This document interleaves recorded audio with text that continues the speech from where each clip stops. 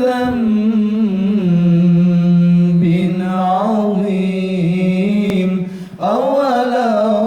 وآخرا وظاهرا وباطنا أولا وآخرا وظاهرا وباطنا نستغفر الله العظيم من كل ذنب عظيم من سمعي وبصري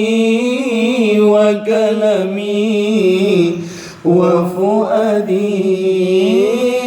من سمعي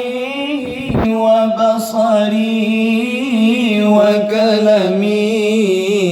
وفؤادي نستغفر الله لنا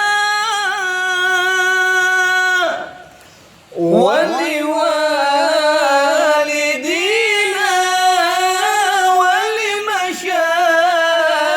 ولمشايخنا ولجميع المسلمين ولجميع الأولياء والشهداء